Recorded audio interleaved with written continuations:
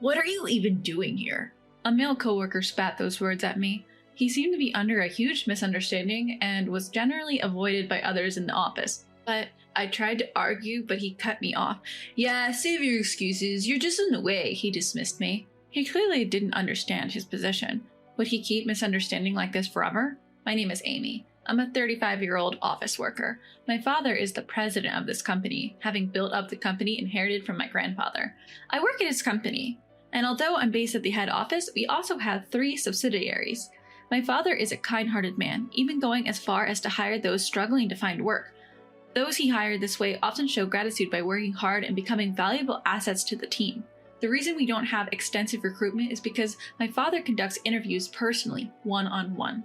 After realizing that employees causing issues were often those he hadn't interviewed, he made it a point never to skip the president's interview, no matter how busy he got. Yet, even among these, there are people who misunderstand. One such person is Kevin, the son of a subsidiary president, and he is the worst. According to my father, he was previously employed elsewhere, but it seems his company went bankrupt and he lost his job. When the subsidiary president shared with my father that his son was struggling to find work, my father decided to interview him and ended up hiring him.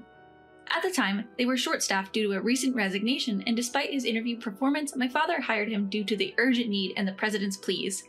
Then, complaints started emerging from that subsidiary, and word of these issues eventually reached me, who oversees talent development. Amy, have you heard? The president's son messed up another order. Hearing this, I finally brought the issue to my father. When I told him about the troubles Kevin was causing, my father asked me to go to the subsidiary and give him some guidance for a while. I hesitated, not expecting to be the one to go, but reluctantly agreed. And it was decided that I would be sent to the subsidiary. Starting from the next week, I began my stint at the subsidiary. So, I'd heard rumors, but I met Kevin, the president's son of our subsidiary, for the first time. I was here primarily to guide him, but officially I was in charge of everyone's training. Kevin was the same age as me. Because he was the son of a subsidiary's president, he seemed to carry some weight in the company. He reportedly respected his elders but looked down on his younger seniors and those of his own age. From his perspective, I was a woman of his age. There was no chance he'd listen to my guidance. But I knew I had to find a way, and it was racking my brain. The president of the subsidiary had introduced me to everyone as an instructor from the main office.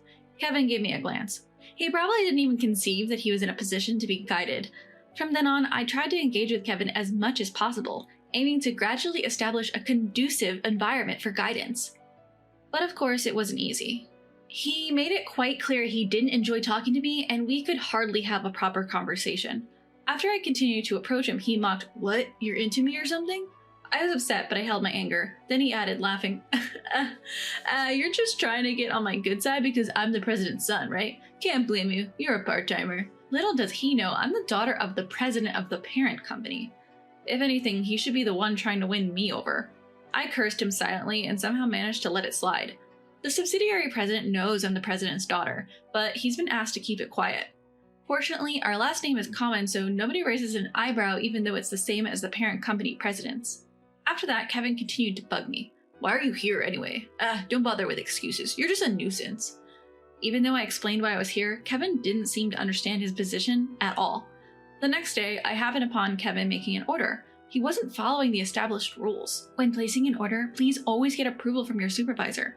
I caught him before he hit the order button, so he clicked his tongue in response. "This is so simple. We don't need to get approved. But it's a rule to prevent mistakes." Our argument continued. Kevin wouldn't listen. But knowing he made several ordering mistakes, my tone naturally hardened. "Weren't there some errors with your orders recently? I was wondering why they kept happening, and now it seems clear." At my words, Kevin's mood soured visibly. I continued. "I'm here to help eliminate such small mistakes, so let's start making improvements right away. I'll make everyone aware, so you, Kevin, should take the lead in preventing errors." Now that I'd identified the cause of the ongoing ordering errors, I was confident they could be eliminated if everyone checked in the same way. However, Kevin, the subject of the warning, frowned. "Do you find it fun to single me out?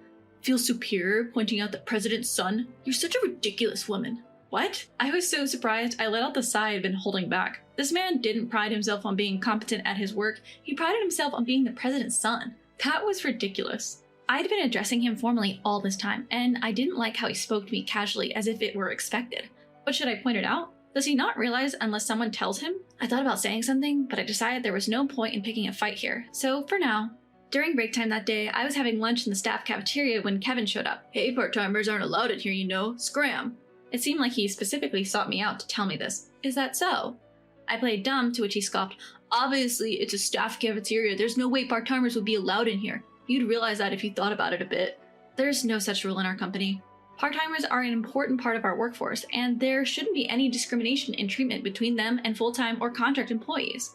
On top of that, I'm not even a part-timer, so why does he keep misunderstanding? Even though I tried to tell him I wasn't a part-timer, Kevin just sighed heavily and left. What a mood killer. This must have been how he's been treating part-timers all along. This probably explains why we've had such a high turnover rate with our part-timers recently. I'm starting to see the issues with the subsidiary. I'll have to compile these issues and submit them to the president of the subsidiary. As I was thinking about the future, the next day was unusually hectic at the subsidiary. Apparently, one of our business partners had not received their shipment. They were furious, and their president was on his way to our office. Just our luck, the president of our subsidiary was on a business trip. Kevin, who's in charge of the business partner, was expected to handle the situation, but I had a bad feeling about it. Before long, the president of the business partner arrived. Kevin was in charge of handling the situation, but he wasn't showing any remorse for his obvious mistake, which enraged the president. I couldn't just stand by and watch, so I bowed my head and went to greet the president. But Kevin shouted at me, "Aren't you just a part-timer? Get out of here!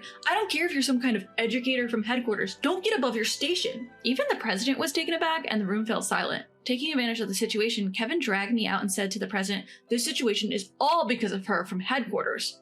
He then turned to me and said, "This mess is all your fault. Fix it, starting with an apology. Go on, apologize," and he shoved me hard in the back. I stumbled forward and ended up kneeling, as if I was bowing down to the floor. What's worse, Kevin kicked me and said, "I said apologize," again. At that moment, the president of the business partner extended a hand to help me up, so I took his hand and stood up. Then I said to Kevin, "I'm not a part-timer. I'm an instructor from headquarters. What are you misunderstanding?" Kevin just stared at me and said, "Huh?" The next person to speak was the president of the business partner. "You're Amy, right?" This business partner originally had dealings with our headquarters, and through that connection, they started doing business with our subsidiary. The president of the business partner, Alex. He was my senior in college, and he took over his father's business when his father passed away a few years ago. Alex used to visit our headquarters, and since we attended the same university, we used to chat whenever we ran into each other. I hadn't seen him in a while, but I thought it would be quicker for me to deal with him when I learned that Alex was the one coming today. But I didn't expect this to happen when I went out to meet him. Kevin, who didn't know any of this, was dumbfounded. Hey, what's going on?" I ignored Kevin and explained the situation regarding the deal to Alex. Fortunately, I had already understood the situation before Alex arrived, and the item was in stock at our headquarters, so I was arranging for it to be delivered from there. The response from our headquarters was a bit late, and Alex arrived before it could get there, but just as he did, the headquarters called back saying they would immediately ship them to Alex's company. Alex thanked me, relieved, but I felt guilty. It was hard to apologize enough given the attitude of Kevin, the person in charge. Then Alex's anger turned towards Kevin. "You! This is too rude, don't you think? What's the matter with you?" Kevin, stumbling over his words, said, "I'm the son of the company president. I thought I had to protect this company. She's from headquarters. She doesn't know anything about us and she butts in." Alex stared at Kevin. "So you're the notorious troublemaker, the son of the subsidiary's president. Nothing you did look like protecting the company, and do you know who she is?" Then finally, Kevin looked up at Alex and me. "She's an excellent employee from the headquarters, and she's also the daughter of the president." Hearing this, Kevin turned pale instantly. "The president's daughter?" As he looked at me, I took out my employee ID. "You might not remember because you weren't interested, but my last name is the same as the president's, right?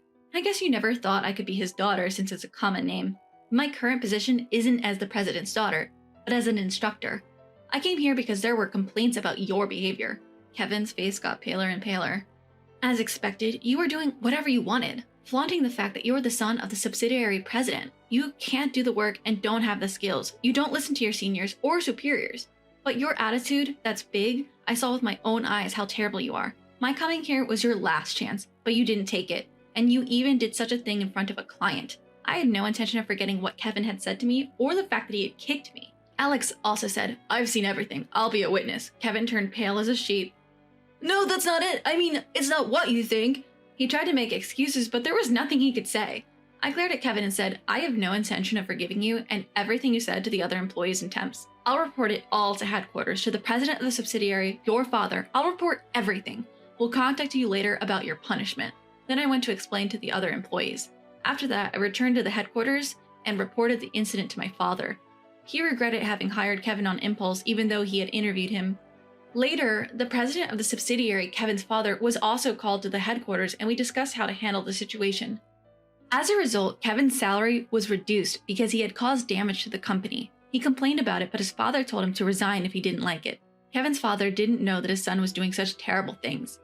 Kevin hid his true nature where his father could see, and his father trusted Kevin, taking his word for it, which only encouraged his behavior. A few days later, on my way home from the company, I was ambushed by Kevin. As soon as he saw me, he grabbed my arm and said, "This is all your fault." Ouch, let go. Even though I cried out, he wasn't going to release me. I was working late and no other employee was around because our going home times didn't overlap. Preparing myself for a punch, I resisted and then I heard a voice. "What are you doing?" It was Alex. He twisted Kevin's hand to save me. Kevin, furious, screamed at me, "Everyone's laughing at me because of you. What are you gonna do about it?" I tried to object, but my voice trembled too much to utter a word. Alex then loudly responded, "You've brought this upon yourself. Before blaming others, look at your own behavior. If you had been more responsible, you wouldn't have become the laughingstock." I couldn't hold back and blurted that out, which caused Kevin to attempt to punch me. But just then, the police arrived. A passerby seemed to have reported the incident. Relieved, I collapsed right where I was. My arm, where Kevin had grabbed me, was red. Kevin was taken away by the police and I thanked Alex. I asked, "Why were you here?" And he told me that he had been worried about me ever since our recent reunion. When he had contacted my father and found out I was still at work, he decided to drop by and ask me out for dinner. Come to think of it, Alex and I had not exchanged contact information. Alex took my still trembling hand and said, "But today, I will take you home. Can I ask you for dinner sometime?" I could feel my cheeks reddening as I nodded. Later on, I decided to sue Kevin. However, I accepted a settlement when Kevin's father pleaded with me. In the end, Kevin and his father resigned from the company and left town. I received the settlement money. Kevin's family apparently moved to his father's rural hometown, but they seemed to be having a hard time, given the cold stares from the locals. Kevin's father apologized to me once, but for me, it's all in the past now. As for me, after the incident, I began dating Alex, and we're now preparing for marriage. My father seems happy, but he's worried whether I will have to quit my job when I get married. I love my work, and I also want to build a happy home. Whether I continue working at my father's company or quit to help out Alex's company, I haven't decided yet. But whatever I choose, I believe I will be happy, because after all, I will be with the person I love.